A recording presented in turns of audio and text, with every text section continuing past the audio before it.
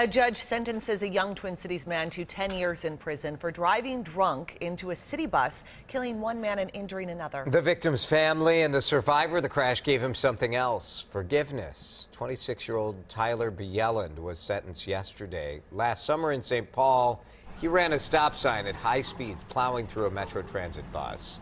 48-year-old Kenneth Foster was a passenger, died in that crash. His family was at the sentencing, along with a young passenger who miraculously survived his injuries. He explained to our Jeff Wagner how showing grace can relieve you from feeling grief. Forgiveness. It's one word. It makes people into a stronger person when you're able to forgive. But it's the most important lesson Marcus Jackson carries with him. Ever since the day his life and that of many others changed at the intersection of Dale Street and Charles Avenue in St. Paul. Felt really different, really hard to look in the mirror. Jackson had a portion of his skull removed after he survived a horrific crash last summer. He was riding in a city bus when Tyler Bjelland's car came barreling through at reportedly 70 miles per hour. Another passenger, 48-year-old Kenneth Foster, was killed. Bjelland pleaded guilty, and at his sentencing, Jackson says he and Foster's family made it a point to sincerely forgive him. It felt that it was a necessary start for me to heal in the emotional stage, and then also for him to heal. After an emotional day in the courtroom, one might understand if Jackson took the rest of the day off, but he didn't. He came here to St. Paul College for his psychology class.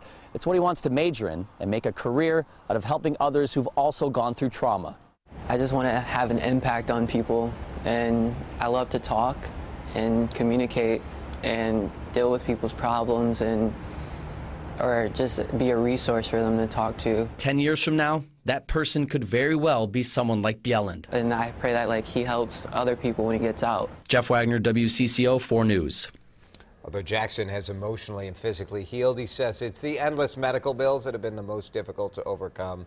Bjelland was not insured when this crash happened. If you want to help out Jackson, we have a link to a GoFundMe page in his name attached to this story at WCCO.com. At the state capitol today, bills that would restrict gun access are coming up for a sudden vote in a House committee. Representative Dave Pinto, a Democrat from St. Paul, used an obscure parliamentary rule to force the hearing in the House Public Safety Committee. One bill would expand background checks to all gun sales and transfers.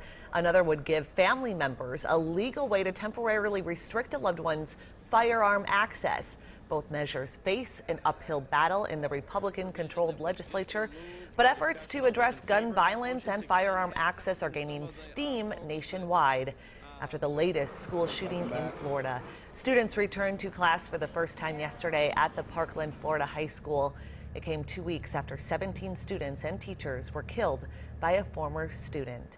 Lawmakers in Washington are also talking about school safety. President Donald Trump sat down with a bipartisan group of lawmakers yesterday. The president's stance on gun control has varied since the Florida shooting. He suggested arming teachers, making background checks tougher, and raising the minimum age to purchase assault rifles. He's also indicated a willingness to push back against the gun lobby if they don't agree with some basic reforms. Regardless of what lawmakers decide, some of the biggest box retailers are taking gun control into their own hands. Along with raising the age to 21, Dick's Sporting Goods announced it will no longer sell assault-style weapons. Retailer already stopped selling assault-style guns at their flagship Dick's stores after the massacre at Sandy Hook. Now the company taking them out of its Field and Stream stores, more of an outdoor goods store. Walmart also announcing they are not going to sell firearms to anyone younger than 21. They stopped selling AR-15 style guns and other semi-automatic weapons in 2015.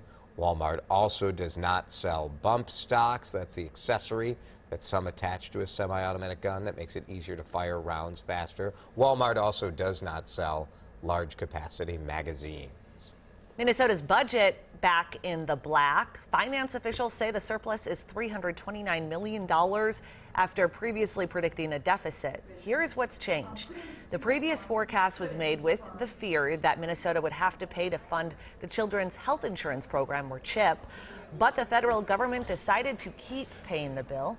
Governor Mark Dayton calls the surplus modest. He cautioned lawmakers against spending too much money in the legislative session that just began. Top spending items could include school safety improvements and a fix for Minnesota's troubled motor vehicle licensing system. Meanwhile, a judge upholds the $15 an hour minimum wage in Minneapolis. The Graco Valve Company was the only business involved in the lawsuit, which was filed in November. The Hennepin County judge ruled that Minnesota's Fair Labor Act does not preclude towns and cities from passing local wage ordinances to meet the needs of their residents.